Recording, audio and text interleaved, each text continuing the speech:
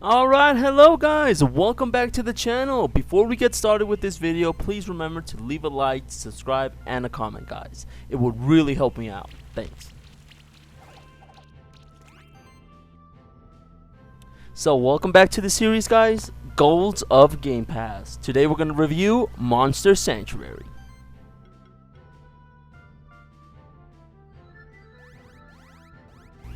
So what is Monster Sanctuary?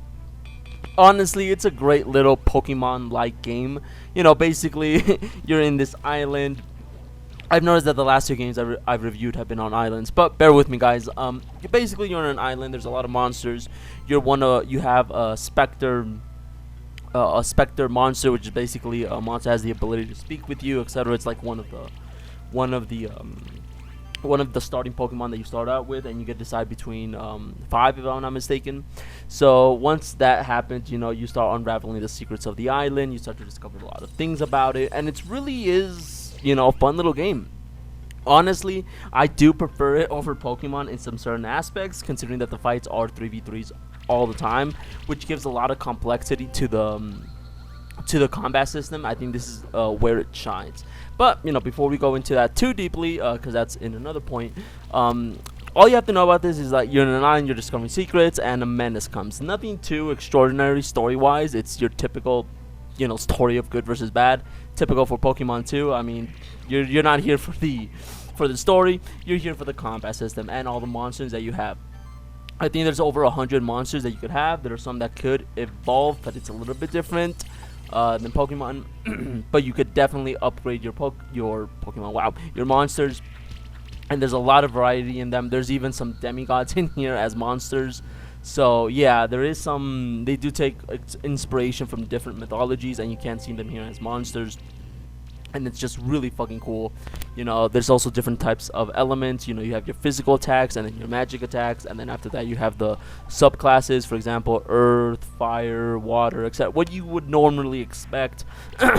Plus flying types, insect types, beast types, etc., that also affect the combat system. And I think that's where this game fucking shines, and it's that beautiful combat system that it has. But again, it's a very simple game, but everything just works out incredibly. The skill trees, or the what's it called, the moves that your monsters could have, is extraordinarily big. Sure, it repeats itself, but once you take those little things about each monster, it plays completely differently. There is a lot of variety in moves. You'll never be like, wow, I've seen this move like 8 times. No, it changes up, and each monster plays very differently to the next. Each one seems to have its own purpose, and not just a copy and paste, different skin, that's it. No, each one of them has a different feel for it, and I think that's just fucking incredible. Now, there are some things that are a little bit bad. It's a little bit complicated in some certain aspects because the combat is so complex, so technical. But don't worry about that. We'll get into that in the in the negative side when we get to that point. But it is a little bit overwhelming at first. Definitely, I recommend just play the campaign, play the different game modes that it has. You have online, infinite arena, which is basically you obviously just fighting a whole bunch of monsters until you're done. Your monsters are defeated. You have challenges where you fight a specific set of teams that the game has for you, and you have to fight them and you have to beat them. You get rewards for for them. That's another really cool thing that it has. And exactly to Pokemon, I'm comparing a lot to Pokemon because it's very similar to that aspect. You have items that you could add on them, items and plus accessories, which is really cool. It just makes it even more fucking interesting or more complex. The combat system, you can make a full blown out tank that just supports your team and has no attack power. You could do that, trust me. And this is where the combat system gets so interesting. So it's a 3v3. You don't really need heavy hitters or anything else like that. It's very different from your 2v2 from Pokemon or your 1v1s in Pokemon. It's very fucking unique, and honestly, I just fucking love it. It's very good. But I don't want to spoil it because I want to get more into depth into the combat system, guys. But definitely, if you have the Game Pass, if you're on PC, definitely pick this game up. I think it's less than a gig, if I'm not mistaken. Definitely worth it.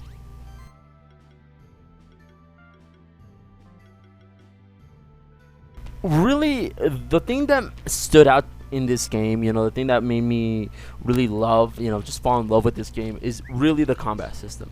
The combat system is great, Yeah, that was a little meme. But yeah, it is fantastic. I really, really think that the combat system in this game is really underrated. In my from my point of view, and I don't want to get anyone pissed because I know there's a lot of things that could get a lot of people pissed. This combat system is probably a little bit inferior to Pokemon, obviously, but it is up there in terms of a lot of things, in terms of item usage, accessories that you can put on, and there's also a feeding mechanic that I did not introduce that gives your monsters an additional buff from health to defense to attack, etc. Now, you can't it's a little bit unfair for me to compare it to Pokemon, but it does such a great job that I have to, because this is the close thing. Both games are about monsters fighting each other. But of course, Pokemon has so many, years and years of, of games to refine their combat system, and it's really it's unfair to compare them. But Monster Sanctuary does a great job at it. It does a great job of being a unique combat system that I feel confident in saying that yes, this game, definitely could compete with Pokemon. I honestly hope that they keep updating this game, they keep making it better, and they introduce, new mechanics. Well, not new mechanics, because there's already a lot. Like, I cannot get into each type of mechanic, from potion uses, potions that you could use to help your teammates, help your monsters out, from items you could give them to make them stronger, from accessories that give them an additional buff, to the food you give them to give them an extra buff to them. And you might be thinking, what the fuck, dude? This game just sounds like you just make an overpowered monster starting off and that's it. No, the wild animals or wild monsters that you face in this, while you're going through the whole story and everything, are strong in their own way. You'll never be in a position where you just become super overpowered unless you return back to the starting area at a later point in the game. As you progress through the game, the monsters get harder, but they are harder in a good pace. It's not like an extraordinary leap, but it's not a little leap either. You do have to play it smart. You can't just, for example, if you get one of the starter monsters and you keep leveling them, you keep using them, in the gameplay you see, I do have one of them, which is that little octopus looking thing. That is a starting monster. Now, you bring them over to you level them up, you keep leveling them up, etc., and then you go to an advanced area. But they counter your beginner monster. Your monster will get wrecked even if you if you train the shit out of them, right? They will get fucking wrecked. And that is the thing. This game's difficulty progresses in a really good form, and you have to think about which monsters you're placing against another monster. If you have to see your team, you have to see, what do you want? Do you want a good defense team? Do you want a good attack team? Do you want a fucking crit team? Because crits are very important in this game. What do you want? How do you want to use them? Do you want a team that gives a lot of buffs so that their attacks are just generally stronger? Do you want a team that gives a lot of defense buffs? Because that's another mechanic into the combat that I'm talking about. There's a lot of buffs and negates that they give. There's a lot of things you could add to the enemy. You could poison them, burn damage. You could add mist. They could put mist stacks, which is basically the chance of them missing an attack, etc., etc., etc. So there's a lot of things you could do, and each monster has its own way of playing, and the mechanics that they use for it, the mechanics of each monster is unique. That really does feel like each monster has its own path, its own fighting style, if you will. They're not the same, And there's also something called the light and dark version of that monster that's introduced mid to late game, which is basically you could shift their nature stand. For example, most monsters all the way up to the middle point of the game, they are in nature. They are neutral nature, so they are neither light or dark. Once you get after a certain point, you could change their nature. You can make them into a dark version or a light version. Now each one brings a benefit, and it just brings a benefit. That's it. It does not bring anything bad to to your monster. It does not lose any points. It just brings an extra buff. For example, my little squid guy that you can see right there, he's originally green, right? I made him into a dark version. Why? Because he has a lot more defense and a lot more health, I think. I don't remember exactly, but that makes him a lot more tankier, you know. And as you go through the game, you might be thinking, oh wow, this monster, you know, has really good damage, but his defense sucks. Maybe I just want to give him defense attributes, so you make him into a light version, or you make him into a dark version, depending. Each version for each monster has its own buffs that it gives. So maybe for them, the light version gives them more defense instead of the dark version, and the dark version gives them more attack. Or it could be the other way around: dark version gives them more defense, light version doesn't, you know. But it's just so phenomenal, the combat system, and the monsters are so unique that I never felt like this is just a repeat of the other one. Now there are some issues with it. There are some big issues that I found a little bit funny, but you know, what can you do? Another incredible thing about this game is that, exactly like Pokemon, that you have to use, you know, cut to obviously cut down a tree, or you have to use surf to get to another area of the map. The same applies here, but this one you do need different types of monsters, you know. Even though your team is comprised of 6, is it 6 or is it 8? I really can't remember. It's 6. It's 6. Yeah, it's 6. Of 6 monsters in your team, you could have more in reserve. So let's say you're in the lava area, and then you're like, you know what? I have a couple monsters that are water. They're with you already. You don't have to go anywhere to pick them up or anything. They're with you, so you can just swap them out really quick, and there, you're set to go. You don't have to go to the town. You don't have to go to the castle, whatever. You could just keep on going. There's no slowing down, and that's incredible. But, you know, there comes some big issues about this, and I think that's where the game suffers. Overall, the monsters are very unique. You know, I never felt there was a repeat. Each one had its own place. And another really cool thing I like about this, you know, another thing that I'm like, wow, this is really good, is that they're not afraid to go humanoid monsters. You know, obviously in the screen you can see a fucking fox with wings and skeletons, right? That's what I like, that they're not afraid of this humanoid thing that Pokemon loves to like not do. You know, there's obviously there are humanoid Pokemon, but not as many. In this game, there is a good variety of every type of enemy, from normal animals to fucking actual monsters to dragons to fucking you know, water, you know, squid things right here, etc., etc. So there's a good, you know, variety of fucking monsters that you could try. But, you know, before we get into the negatives, really, guys, this is a phenomenal game. I really highly recommend it if you fucking love Pokemon. It really is a really good game, and it's on Game Pass, so you could obviously get it for your Xbox and PC, you know. Definitely pick this game up.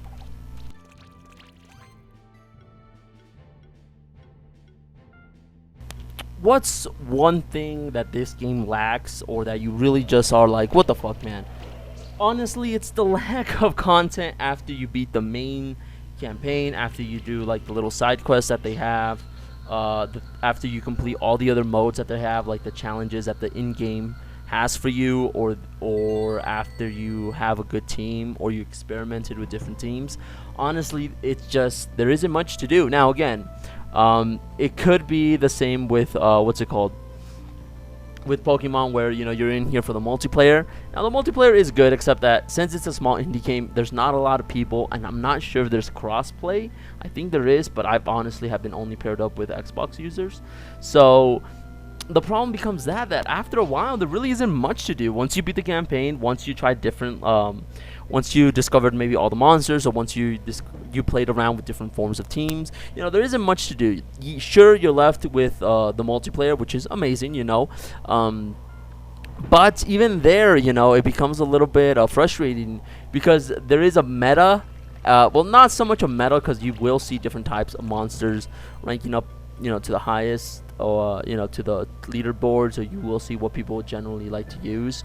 But the problem with that is that usually the monsters up there, that all the way up in the leaderboards, you know, are better than the other monsters you have, which I do not like. Of course, this type of game, you know, these battle monster type of games always have that issue. You know, there's always monsters that are better than others, which is to be expected, right?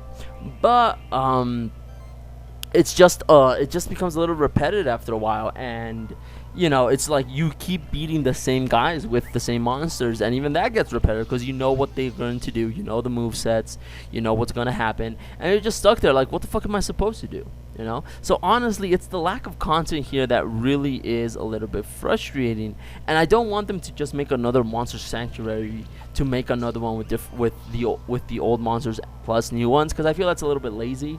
You know, I really don't like that about Pokemon, and it's that, you know, every year they release new monsters, new areas, and that's about it. You know, nothing else changes much. Maybe a couple more mechanics, or they refine the mechanics. I don't want that from Monster Sanctuary. I actually want them to grow the game.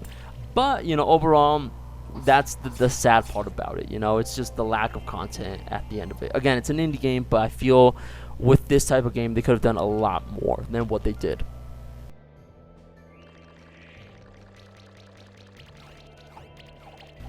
Overall, I will give this game a solid 4 out of 5. Did you guys hear my voice crack? Of course you did. But I will give this game a solid 4 out of 5. It's a great little indie game. It's not too big, less than a gig. You can download it really quick even if you have shitty internet like me.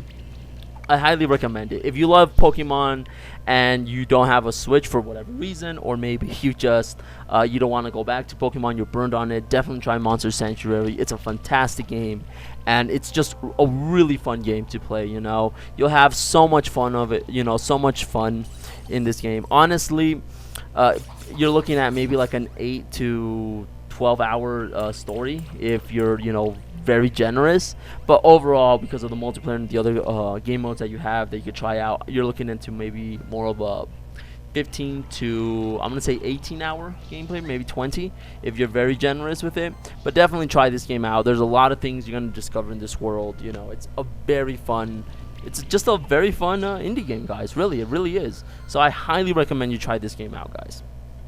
And you know, that would be it for me. One more thing, guys, before I forget, please remember to leave a like and subscribe. I'm sorry I'm begging so much, but I really want our channel to grow, guys. So if you guys could help me out with that, I would highly appreciate it. And stick around. You know, you might be asking yourself, why should I subscribe? Because I'm going to keep reviewing these games, you know. A lot of these games that are on Game Pass. Obviously, the series is Gold of Game Pass, but it's a lot of games that maybe you wanted to try out and you never did, and I'm gonna review them for you guys. And maybe with the review, you're gonna be like, well, you know what? I'm gonna download them. So just stick around. You know, more videos are coming. I was a little bit busy last week. I couldn't upload as much, but hopefully these weeks are better, and I'm going to be uploading a lot more, guys. So please, guys, just stick around and subscribe if you can. I know we have a lot of new viewers. So please, guys, subscribe. I'm sorry. That's enough begging for me. I'm sorry.